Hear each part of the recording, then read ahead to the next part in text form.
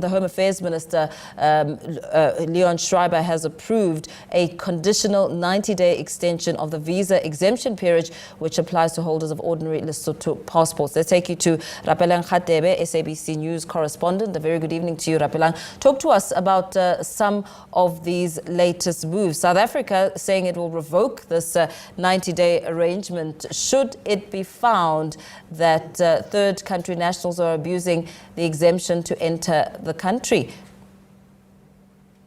Absolutely. Good evening to you too.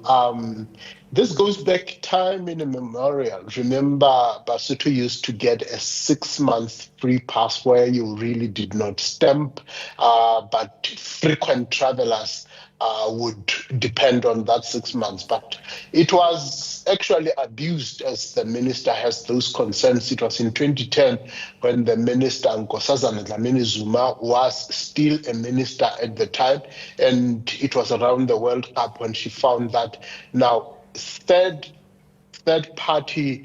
citizen nationals were the ones who were mostly abused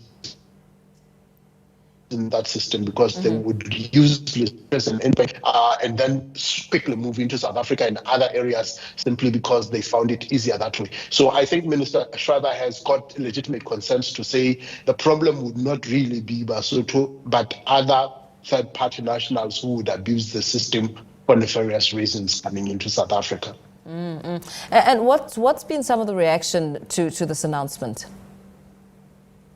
Honestly, it has been a concern, because if you look at the proximity of Lesotho, it has a unique geographic position. It is right in the belly of South Africa.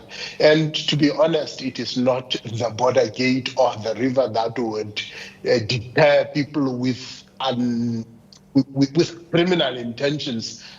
So I think it is the right move, so that if you know that somebody who has got proper documentation and has used correct means of entry, then you can separate those with other intentions and deal with them as criminals, such as that. So for many Lesotho, really, you know, the proximity closer to the farm areas, there were those who were willing to do menial jobs like herding, like being security guards, like doing really house help. Some of those jobs, mostly who South Africans were really not keen to do. And the problem was that now you could not allow those people to come in.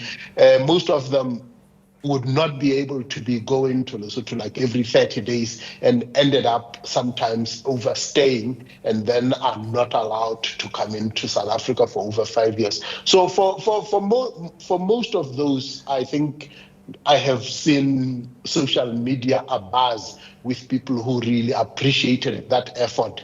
But for others, they say, look, there's not much of a difference, because if you consider how expensive a passport is, and somebody has got to use multiple passports simply because of the stamping in and out, sometimes up to 4 stamps a day. And they said this is something that I think that is still deterring the movement of goods in between the two countries. But we also do know that the processing of these applications has been delayed because the department, of course, continues to have persistent backlogs and trying to reduce these backlogs. That is very true. Especially there was this Lesotho special dispensation, of which it became quite a mammoth task, and actually opened an opportunity for others to now to play middlemen in saying they will fill those forms on behalf of people who could not. And even when they have paid and do find that there's a huge backlog that comes into between.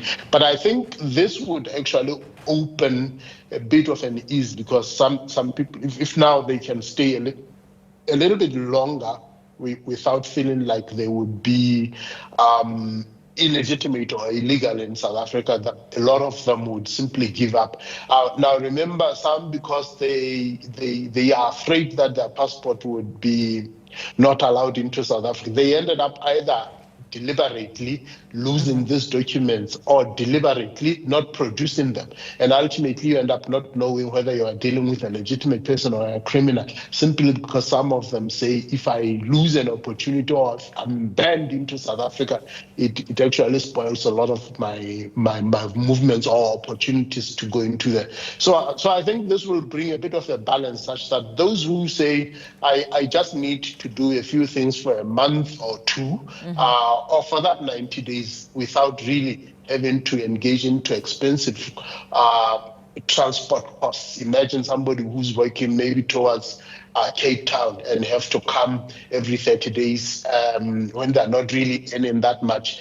I think it opens, you say, now I can decide to go back home 4 times in a year, and at least whatever you have gathered, and you know that you are legitimate in that, it will reduce a lot of crime and distinguish people with illegitimate intentions and those who are really there for proper reasons. Thank you very much. Of course, leaving that conversation there, Rapelang Radebe, SABC News correspondent there.